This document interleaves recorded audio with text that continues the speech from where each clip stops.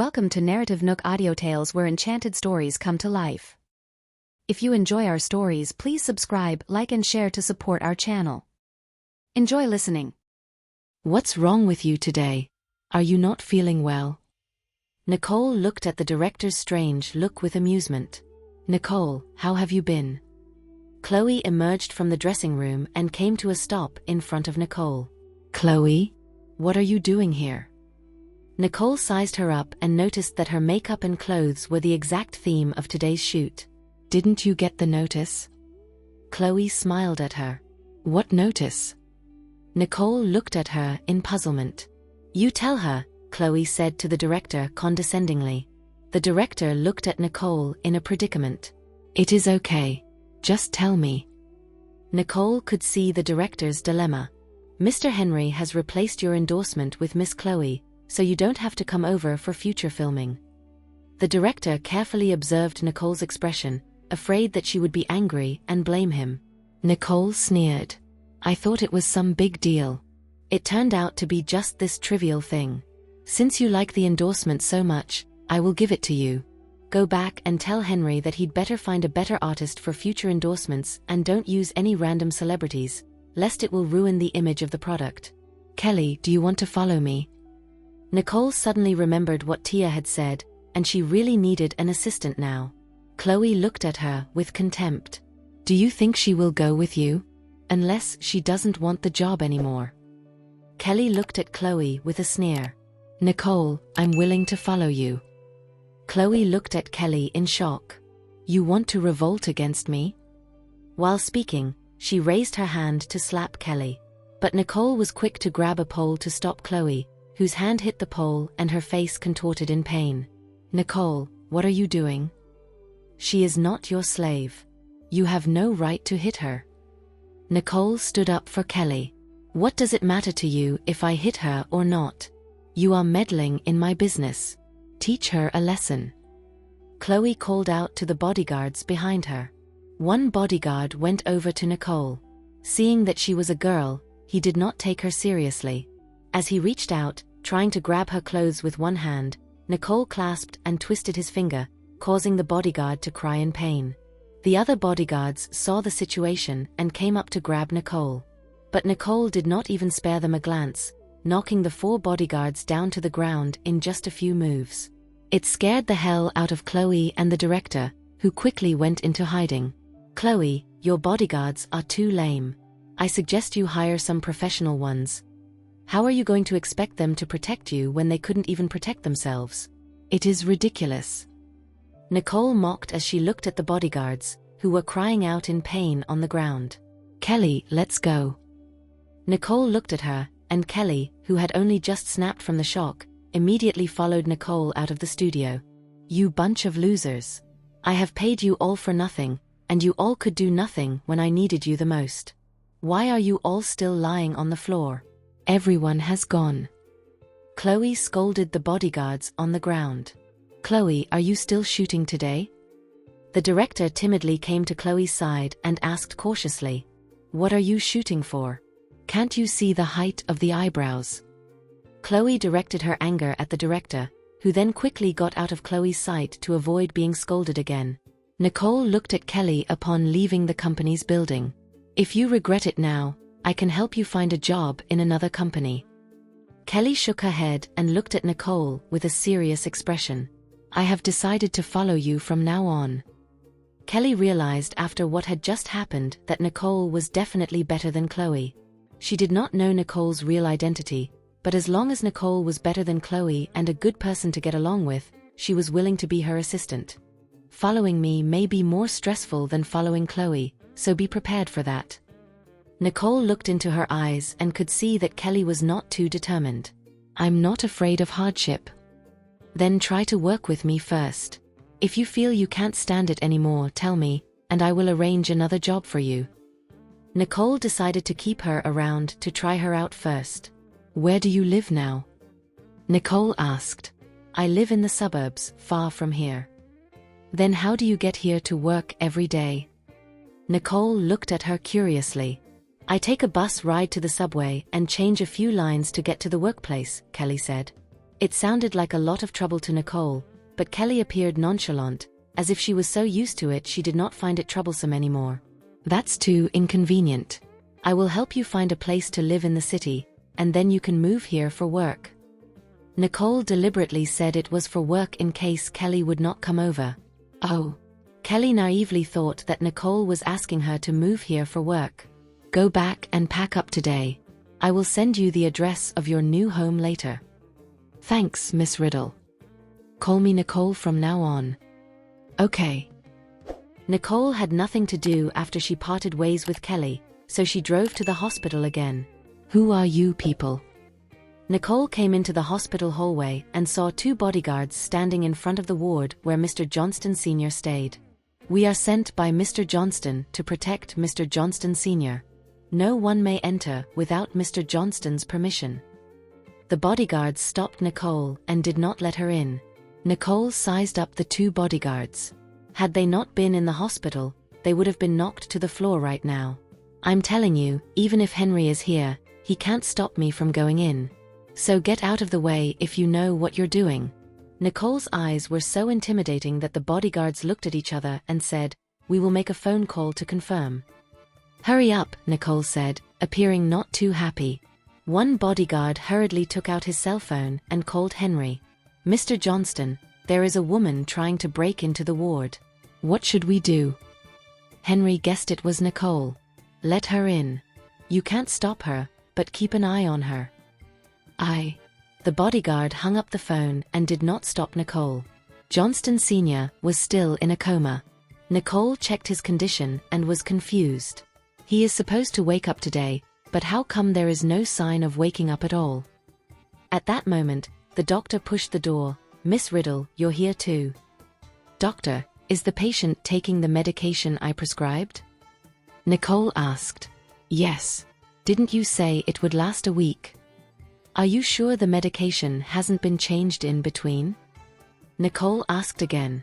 Yeah. It was always the same medication you prescribed. Nicole was deep in thought. That's weird. If he had been on my medication, he would have woken up by today at the latest. Doctors and nurses examined Mr. Johnston as usual. Nicole watched their actions, but her thoughts wandered off into the distance. It was only when the doctor finished the examination and said goodbye she came back to her senses. Goodbye. Nicole did not find any suspicious signs in the ward, so she walked out to the reception. Who has been visiting Mr. Johnston Sr. lately? Besides you and Mr. Jared, Mr. Johnston came once. Mr. Johnston, you mean Henry Johnston? Yes. Did he come alone, or did he bring someone else with him? Nicole asked. He came with Castor and no one else. Okay, thank you. She figured that if it was only Henry and Castor, they could not have done it on their own. There must be other suspects. Nicole was deep in thought and unknowingly came in front of the duty roster. She casually glanced at it, and suddenly a thought flashed through her mind. She immediately examined the duty roster, on which were the photos of 2 doctors and 4 nurses. Nicole took out her cell phone and snapped a picture, then walked to the security room. Miss Riddle, you are here again? It shocked the staff in the security room to see Nicole. The last time she came, she found out about Joyce's theft of Dr. Wyant's experiments. So they thought something big had happened again this time. Hello, could you please check the surveillance record of Mr. Johnston Sr. ward for me? Nicole asked. Okay. The staff played the surveillance footage for Nicole. The screen showed Jared and her, then Henry and Castor, interspersed with the doctors and nurses checking in every day, all the way to today's with no strangers in sight.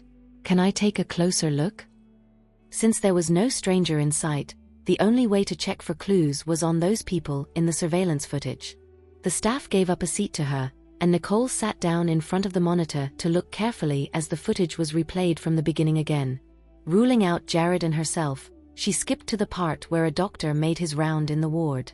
Nicole slowed down the video and took out the photo on her phone, and compared it with the doctor and nurse on the monitor.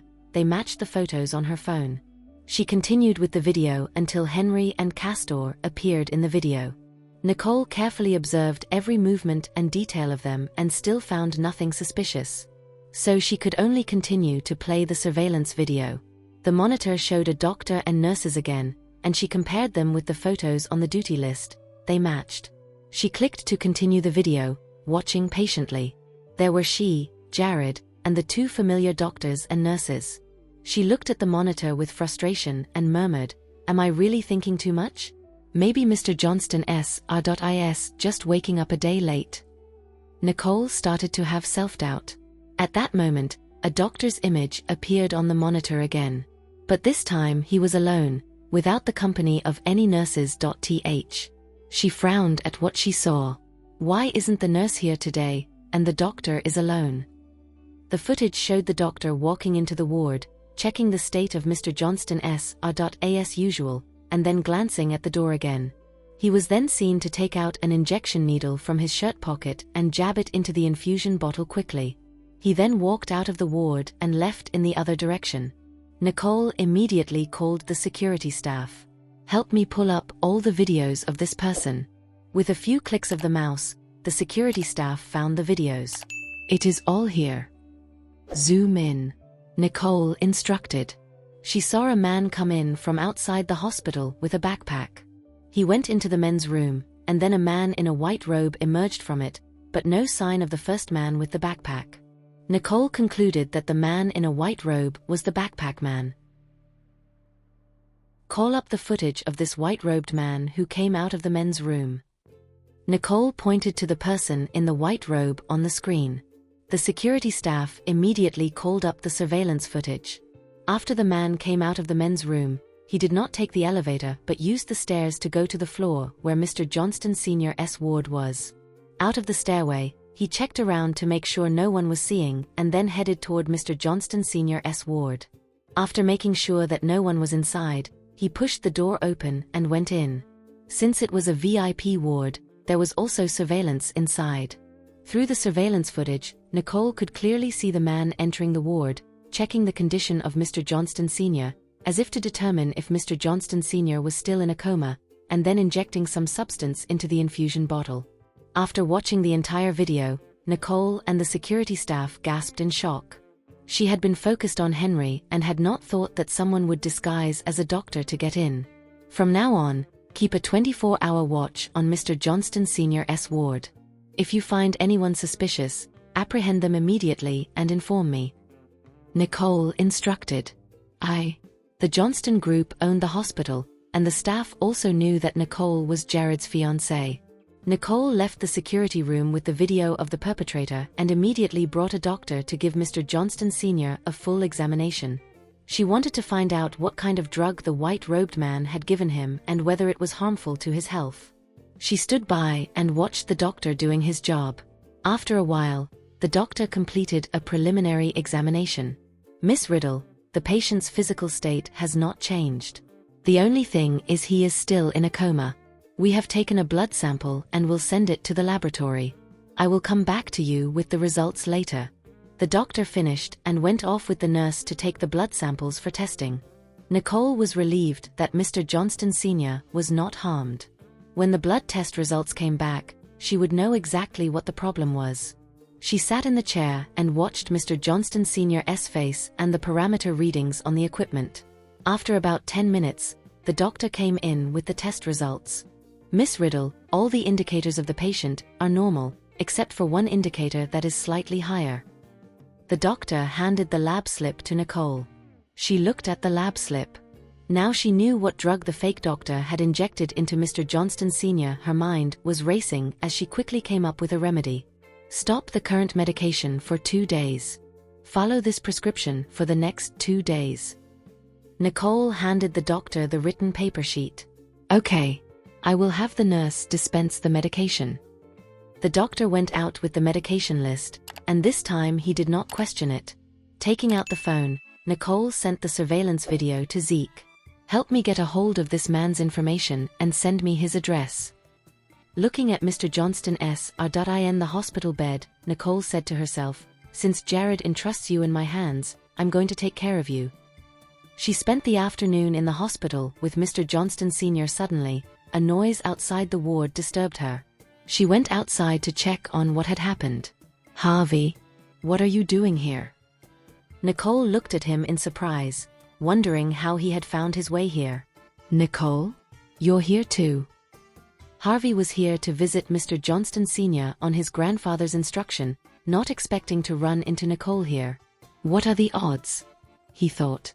Oh, my grandpa heard about what happened to Mr. Johnston Sr. and asked me to come to visit, but these two guys wouldn't let me in. Harvey, with a bouquet in his hand, gave the two bodyguards a disgruntled look. He is clear.th. Let him in. Nicole instructed the bodyguards, who then no longer dared to stop Harvey. Harvey followed Nicole into the ward. When he saw Mr. Johnston Sr. lying in bed as asleep, he tiptoed over. What are you doing? Nicole looked at his odd behavior and wondered.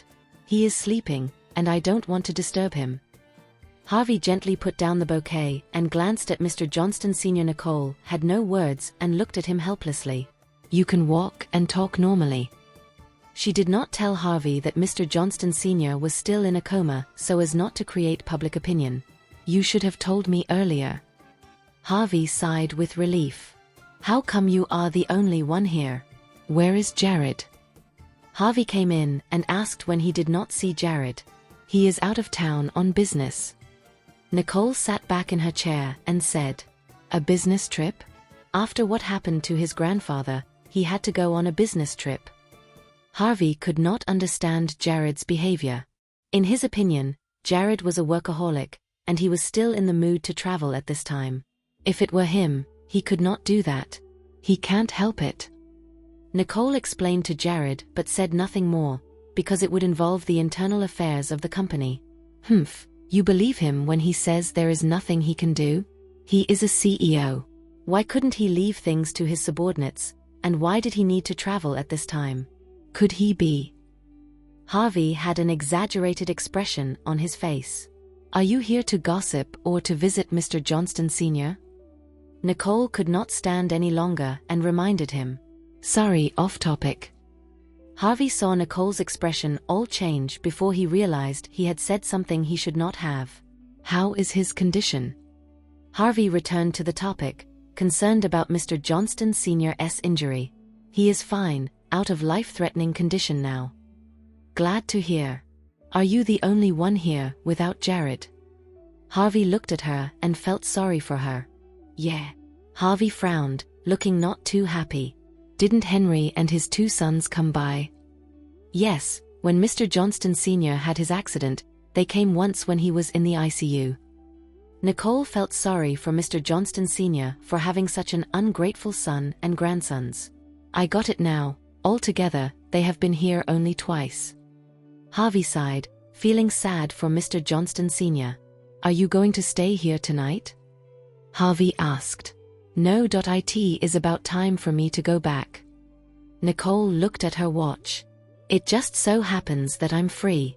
I will give you a lift back. I haven't been to your new home, anyway. Harvey smiled cheekily as he looked at Nicole. I'm driving. Nicole refused. I'm not driving. So why don't you drive me? Harvey took the opportunity to latch onto her. Nicole looked at his shameless face and did not know what to do. Let's go then. Nicole glanced at Mr. Johnston Sr. one last time before she could leave with relief. I'm not taking you home.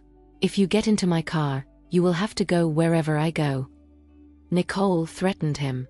It is okay. A car is better than no car. Harvey got in the passenger side and put on his seatbelt, and waited for Nicole to get in.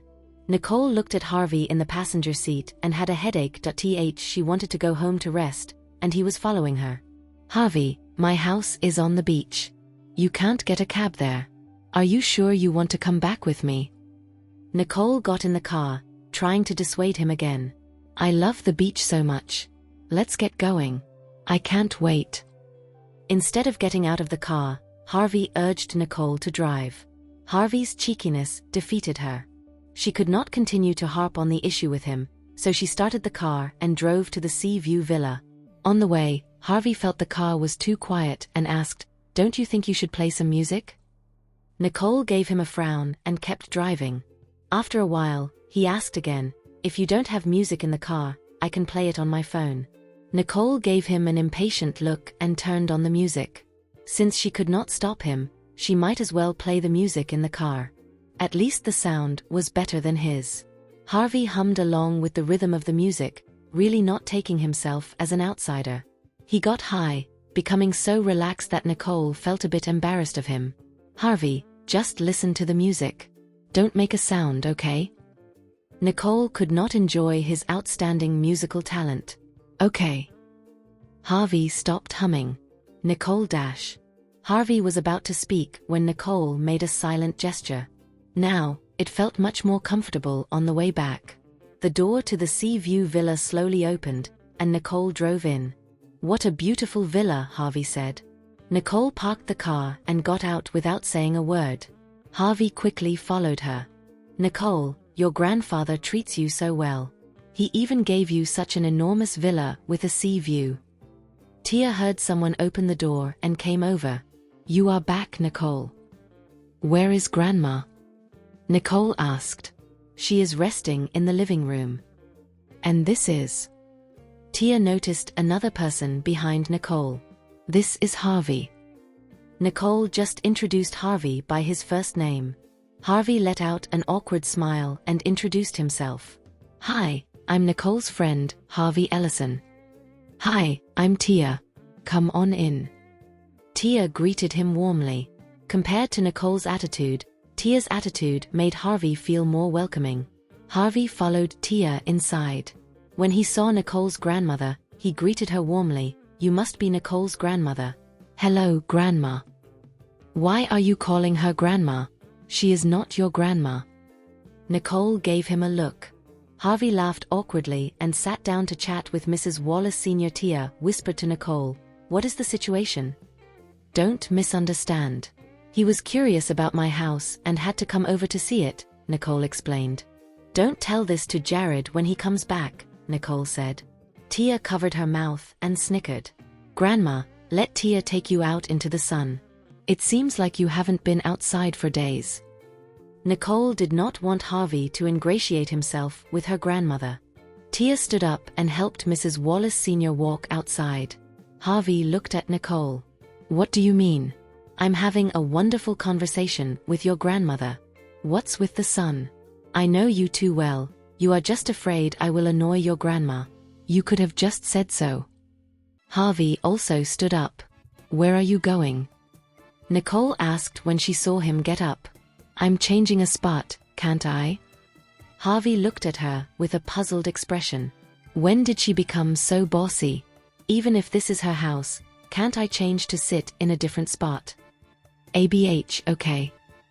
Now Harvey sat a little closer to Nicole and glanced at her. Seeing that she had no intention of talking to him, he had to find something to talk about. "Nicole, any news from Scott?" Nicole was still thinking about the hospital thing and heard not his question. Seeing that she was not paying attention to him, Harvey plucked up his courage to ask again. Only then did Nicole hear his question. "Yes. He has set up the R&D team." Then there were no more words from her. Again, Harvey saw Nicole was not interested in this topic, and he tried to find another thing to talk about. "I heard that the Johnston Group has announced that Henry is now the acting chairman of the company. Does Jared have no opinion on this decision?" He could only talk about Jared, hoping that Nicole would talk to him a little more. What can he do even if he has an opinion? He is only the CEO of the company. It is the board of directors that appoints the acting chairman. There is really nothing he can do. "I didn't know that." Since Henry has become the acting chairman, Jared might face resistance in the company from now on. Harvey sincerely felt sorry for Jared, but at the same time, happy about it. He was still not happy that Jared stole the woman he liked from him. Nicole looked out the window at the sea and did not respond to him, her mind filled with all that had happened recently. Things occurred so abruptly that she was not prepared for them. Harvey saw Nicole's drifting mind and said nothing again. He knew from the look in her eyes that she was worried about those things. Not wanting to bother her anymore, he stood up to look at Nicole with a heartfelt smile. "Get some rest. While Jared is away, and if you need someone to talk to, call me. My phone is on 24 hours a day. I'm leaving. I will give you a lift." Nicole heard what Harvey said this time and let out a firm smile. I don't want to bother you. I will figure it out myself, Harvey said jokingly, trying to get Nicole to relax a bit in this way. Don't try to be a hero. You can't really get a cab here. Nicole could not bring herself to let Harvey return on foot. She grabbed her car keys and prepared to open the door. Just then, a car sounded its horn outside the house. Feeling strange, Nicole looked outside, and Harvey looked at her with a smile. You don't have to drive me home. My cab is here. In fact, he texted his driver to pick him up when Nicole was lost in thought just now. The door opened, Nicole saw the car outside and smiled. That was Harvey's own car. When did you summon the car over? Just when you were lost in thought. Well, I'm off. See you tomorrow. Harvey waved to her, got in his car, and left. Nicole smiled and waved before she came to her senses. See me tomorrow? What did he mean? Tia and Mrs. Wallace Sr. came back from their walk and saw Nicole standing outside. Why are you standing outside? Where's your friend? He has gone. Gone? Why didn't you ask him to stay for dinner? Mrs. Wallace Sr. was a kind and warm person. When she was in the countryside, she would always ask her guests to stay for dinner, no matter who came to her house. Not that she was rich or something, but she always gave the best food to her guests. Absolutely. I can see this guy cares about you a lot. You should have asked him to stay for dinner. Tia snickered. Tia, I think you are looking for a fight, right? Nicole raised her hand and chased after Tia. The two of them started a mad scuffle around Mrs. Wallace Sr. Alas, you two are going to make me dizzy. Abroad, Jared sat in the room and looked up at the stage. Max, how many of the companies here today really want the land? Most of them are here for the fun of it. Only 80% of those in the front row want the land, Max said. Jared smirked when he found that there were not as many competitors as he thought and was confident of winning the bid for the piece of land he wanted. The bidding started with the auctioneer coming on stage and gave some obligatory talk, then entered the main business. Now on the big screen is the first land, a total area of 336,415 square feet with a starting price of $93 million and a bid incremental value of $2 million. The bidding starts. $95 million. $95 million from bidder 13, the auctioneer announced. $97 million. $97 million from bidder 22. $100 million. Jared told Max to raise his bid card. $100 million from bidder 5. Any higher? $100 million once. $100 million twice. The auctioneer shouted. $105 million. $105 million from bidder 11. Is there any higher? The auctioneer swept his eyes over the audience under the stage. Mr. Johnston, should we raise it again? No. Jared was deliberately raising the price. $105 million once. $105 million twice. $105 million 3 times. Sold. Congratulations to bidder 11. The venue resounded with celebratory applause. Bidder 11 smiled and glanced at Jared, as if to say, "Boy, your wallet isn't as thick as mine." Jared ignored his taunts but smiled back. He could not care less, since it was not his money. The following bid is for a piece of land with a total area of 607,859 square feet. The starting price is $100 million, with a bid incremental value of $5 million. Start bidding. $110 million. $110 million from bidder 45, the auctioneer shouted. $115 million. $115 million from bidder 27. $125 million. $125 million from bidder 8. Is there any higher? The auctioneer looked down at the audience. $125 million once. $140 million. $140 million from bidder 18. Any higher? The auctioneer shouted. $150 million. Jared told Max to raise his bid card. $150 million from bidder 5. Any higher? The auctioneer excitedly scanned the stage as many people chattered. $160 million. A beautiful blonde raised her bid card and then glanced back in Jared's direction.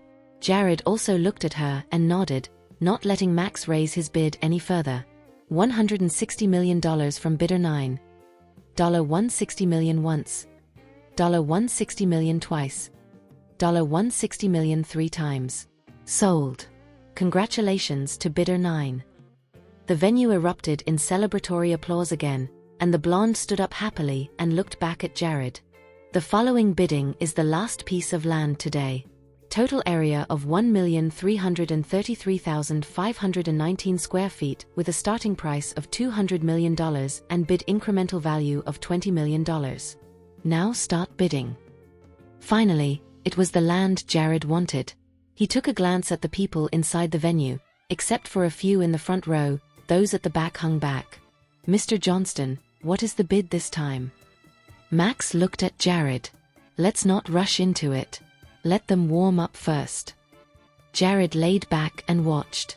$240 million. $240 million from bidder 19. $260 million. $260 million from bidder 23. $300 million. $300 million from bidder 4. $300 million once. $350 million. $350 million from bidder 5. Any higher? The auctioneer waved his right hand excitedly on the stage. $380 million. $380 million from bidder 4. Max. $400 million. $400 million from bidder 5. The middle-aged man in the front row looked back at Jared and continued to raise his bid card. $450 million. $450 million from bidder 4. There were more murmurs from the people in the room. It looks like bidder 4 and 5 are going at it. Today's auction is interesting. $500 million. Awesome. The people at the back could not control themselves but exclaim. This was the highest bid in the room. That a piece of land with an area of over 1.3 million square feet could fetch this price was phenomenal. Are there any more bids? The auctioneer deliberately paused for a few seconds. The higher the price, the more they would earn. When the auctioneer saw no one was raising their bid cards, he shouted, $500 million once. $500 million twice. $500 million 3 times. Sold. Congratulations to bidder 5 for winning lot 3. The room erupted in thunderous applause as Jared stood up and looked at the crowd, and nodded. Max was driving away from the venue when a group of people suddenly appeared in front and stopped Jared's car. Mr. Johnston, someone is in the way. Max stopped the car. Who are they? I don't know. They look like gangsters. Max looked carefully at the group of men who blocked their way. Give them some money to send them away. Jared knew these people were all about money. He did not want to waste time with them, and he would just tip them and ask them to leave. Come here. Max took out a stack of cash from the car and waved to the group. A man in the lead approached Max. Mr. Johnston is in a good mood today. This is for you all. Here you go. Max tossed the money into the man's hand. He thought the man would take the money and tell his men to get out of the way, but the man stomped the money on the ground and pointed at Jared sitting in the back seat. Get out of the car. Max saw that the kid did not know what he was doing, and he looked back at Jared. Mr. Johnston, I will take care of it. Okay. Jared ignored the man who was screaming outside the car. Max loosened up his tie, pushed open the door, and got out of the car, asked the shouting man, Who sent you here? You have no business here. Get out of the way. Before the fat man could finish his sentence, Max snapped his hand at once and looked at him expressionlessly. Your hand is too rude. When those men blocking in front of the car saw Max had snapped the fat man's hand, they charged at Max with their sticks. Max flung away the fat man and moved toward those guys wielding the sticks.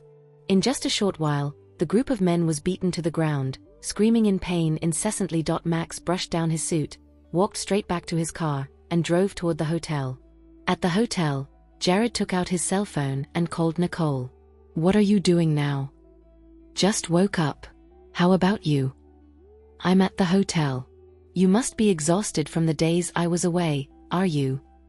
"No, you can hear in my voice that I'm full of energy." Nicole joked about herself. "How are things going on your end?" Nicole asked how he was doing abroad. "It is going well. I guess I will be back soon." "So, when will you be back?" "I will pick you up." Nicole was happy to hear Jared say he was coming back. "The date is not set yet. I will let you know when it is set." "Okay." It was a false hope for Nicole. Has Grandpa's condition changed these days? Jared's biggest concern when he came abroad was his grandfather's condition. "Nothing has changed, just a little better than when you left." Nicole reported the good news, but not the bad. She did not tell him about the fake doctor's injection to Mr. Johnston Sr., afraid that he was worried about him. "Thank you. I feel much more at ease with you by Grandpa's side." Jared was grateful to Nicole. "Why do you always say thank you? Aren't we a family?" "That is what family is for," Nicole said. "It is still dark on your side, right? I won't keep you from sleeping. Get some rest early. I will wait for you to come back. Don't hang up yet." "I will give you a present," Jared said dotingly. "What kind of present can you send from so far away?" Nicole did not believe he could send a present. "Moi." Jared sent her an affectionate kiss over the air. Nicole smiled and reciprocated with hers. "Good night." Jared hung up the phone and then called Max. "Book my flight home. You can take over the rest from here." "Mr. Johnston, it is nighttime. Do you want to leave now?" "Yes." "Okay, I will book the next flight for you right away." Max drove Jared to the airport. On the plane, Jared was thinking about Nicole's face when she saw him, and he fell asleep thinking about it. When he opened his eyes again, it was the flight attendant who woke him up. "Mr. Johnston, the plane is about to land. For your safety, please adjust your seat. Thank you for your cooperation." Jared looked out the window. The sun was high, and it seemed to be almost noon. In the hospital, Nicole was sitting on the chair in the ward as usual when the door of the ward was pushed open suddenly. She looked at the door and asked, "What are you doing here again?" Harvey looked at her with a serious face. "I was here today for a medical checkup, so I came up to see Mr. Johnston Sr." While speaking, he walked over to check the equipment. "Hasn't he woken up yet?" Nicole ignored him, thinking that he was probably the only one who could come up with such an excuse. "Don't look. Sit down and don't touch the machine." "Come on, I'm just concerned about Mr. Johnston Sr. By the way, he has been in a coma for a few days, right? If he doesn't wake up, will he?" Harvey hesitated halfway through. "No, the doctor changed a new medication, and he should wake up soon." Nicole looked with confidence at Mr. Johnston Sr., whose eyes were still shut tight. After using the new medication, the toxins in his body should be gradually drained out, and he was supposed to wake up after all the toxins injected by the fake doctor were drained out. Harvey thought Nicole was too sad and paranoid. So he tried to comfort her. "Relax, don't think too much. He has been in a coma for so many days. You can't force it. As long as he is alive, he is going to wake up one day. It is just a matter of time." "Are you trying to comfort me?" Nicole looked at him in puzzlement. Thank you for listening. If you have enjoyed this story, please like and share so others can see it too. Also hit the subscription button and notification bell so you can be notified on our next release. Thank you for your support. God bless you.